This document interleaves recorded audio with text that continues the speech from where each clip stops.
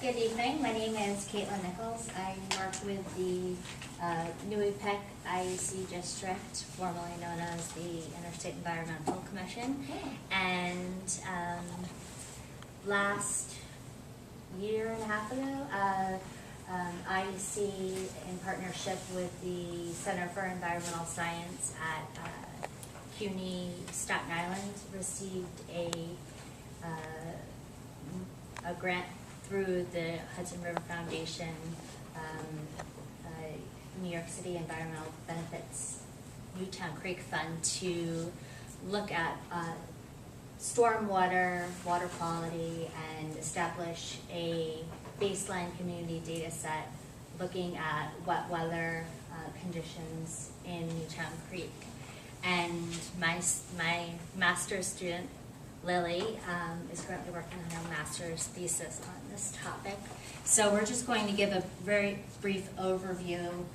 We've talked about this project before. It actually still is a work in progress. We are going to do a complete dry run sample survey this coming spring, probably late March or April, to kind of complete the data set, because this was focused on wet weather.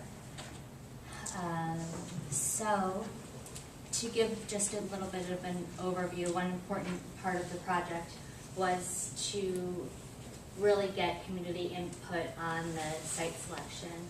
So for that process, we surveyed some of you and got feedback from people doing work in and around Newtown Creek. And there was large consensus to focus on Dutch Kills, but we also wanted to include other areas along the extent of the creek, including areas adjacent to access points. So we did extend as far down to English Hills, go into the East Branch over here, and then have two sites. NC1 is the end of Manhattan Avenue,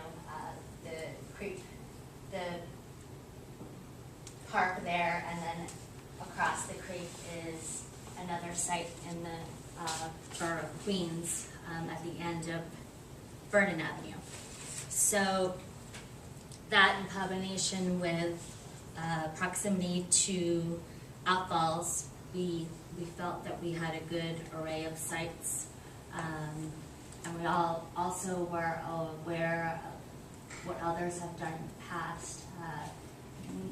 New York City Department of Environmental Protection, their harbor, their long-standing harbor survey has 4 sites. Golden Lily showed you in a little bit. They extend in the main channel, and Riverkeeper has sites also at English Kills and in Dutch Kills.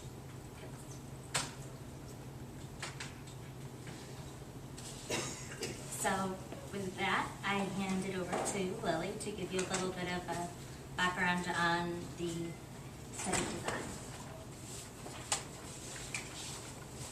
So, hi, my name is Lily Genovese. I'm a student at College of Staten Island, working on my master's degree, and this is definitely a topic that was very interesting to me because I live on one side of the creek and work on the other. So I was really excited when the opportunity came up to work on this project. So I think Sarah went over a lot of the details of what these parameters are that we're measuring, and we did very similar work. Basically, we had 3 sets of wet weather surveys. So there's 3 sets of wet weather surveys. Basically, what that means is we would survey the first flush after 0.25 inches of rain, and we used several different sources to get this accurate weather information, which I'll go over in a moment. But so the pairings were, in 2011, we started November 30th and December 1st, and then we had another survey that took place in March, which was March 1st and 2nd, and finally, and that was in 2012, and the last survey was April 23rd and 24th. So it was basically once there was 0.25 inches of rain, we would get all our rain gear on and go out there and collect data. So some of the field measurements that we took included pH and conductivity, dissolved oxygen, salinity, nitrates. We also collected samples that we took back to our lab, and we were looking at enterococcus and also fecal coliform. So this is just the information about the rainfall data, where we would collect that from, and pretty soon we're hoping to survey those weather in your watershed stations that are being set up in the libraries. Yeah, great. So we had a probe. It was very simple to actually take these measurements once you were able to access the creek, but if you've ever tried to access the creek, it's difficult. Sometimes you have to jump over fences and things. It's not very accessible. However, the data that we did take back to the lab, we also analyzed. So here's how, here's some of our data that we were collecting. And this is site number 3. So we had 9 different sites, and there was 14 locations. So some of the sites had multiple points that we would collect information from, or water quality samples. Here's a picture of our lab, where we did a lot of the water quality measurements, like turbidity. We were counting basically the number of bacteria growing on these membrane filters as well. So we tried to be really good about sharing all our data, and these are some of the places where you can access the data if you're interested in it.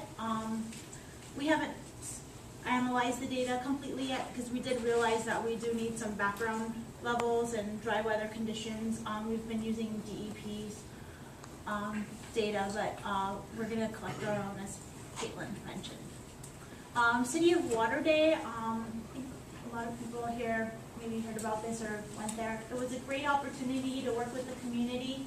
A lot of people are unaware outside of this room what Newtown Creek is and the importance and what kind of work is going on there. So we help educate people about how to take water quality measurements and the importance, and some information about Newtown Creek as well.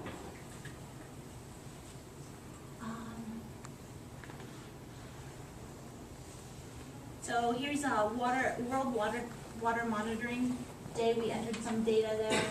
If you'd like more information about this, we actually have a sort of a poster in the back with some information about why we were collecting particular types of data, like what's the importance of total suspended solids and pH. I guess we went over some of that, but if you're interested, all of that information is in the back. As we mentioned, we want to collect some dry weather data in the past, and perhaps I know Sarah's group has some data as well. It looks like our data is more like in the spring and winter, and yours is in the summer, so maybe we can have like a complete data set at some point as well. That's about it. Yeah. So these are our future steps: dry weather data, and hopefully presenting at the City of Water Day again this year.